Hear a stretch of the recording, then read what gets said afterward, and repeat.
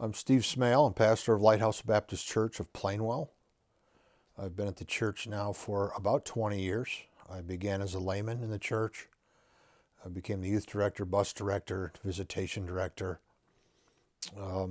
Came on staff 17 years ago, and I was the assistant pastor for 9 years, and now I've been the senior pastor for 8 years.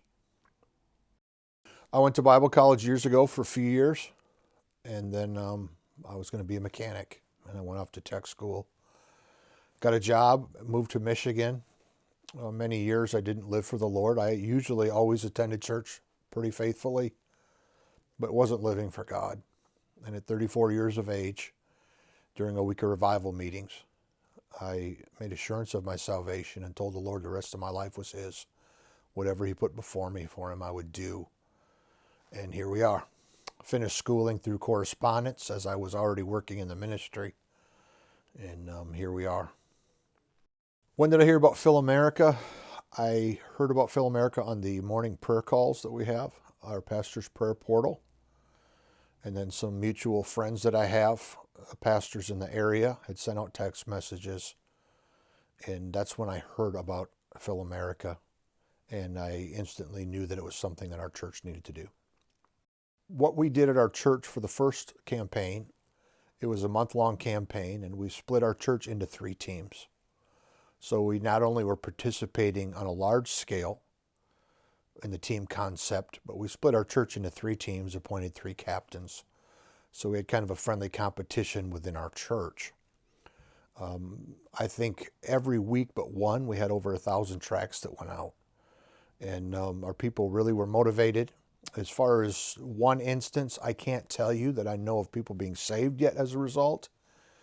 But I know some gentleman that went out every Saturday for hours on end and passed out hundreds, if not thousands, of tracts themselves personally.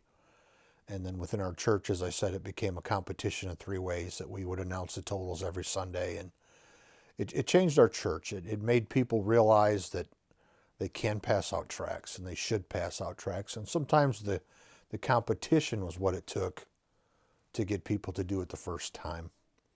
And it helped a lot of people on that level. So have we seen people saved? Not that I'm aware of. Have we seen Christians realize their responsibility and become motivated? Absolutely. The greatest challenge to motivating people is to help them get over themselves. Being afraid of what people will think. I've had to remind them that it's not what the people think, but what would Jesus think. And if we do that in that light, it can help people be motivated to do so. Many people are fearful what people will say, what will they think. But that concept has changed a lot of people's minds. As far as other pastors, I'm not one of the team captains, so I've not personally had a lot of contact in that area. But as far as our people, it's to get them to realize that everybody can contribute to this. I would say this. The day and age we live in, it's more difficult than ever to get the gospel out. We still have freedom. And I'm reminded of the verse of Scripture that says, redeeming the time because the days are evil. We as churches and as pastors need to first ourselves be involved in this, but secondly, to get our people involved in it. God's blessing on churches that I've seen many times are churches that are getting the gospel out to their communities.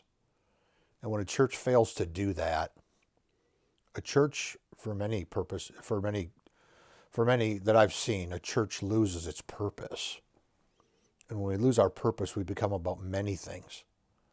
But none of those are what makes the church be what it ought to be. The gospel has to be front and center. And this is a great tool and a great opportunity for us to take this and to join together with other Christians all across, not only Michigan, but across the country, and participate in getting the gospel to our communities. I believe that pastors can use it in the 4-week contests. Use it as something in your church to create some fun. We had a dessert fellowship after the last week, and the team that won had dessert provided for them by the other 2 teams. So use it as fun, use it as motivation, but use it to refocus our churches on what we're supposed to be. And that's a lighthouse for the gospel.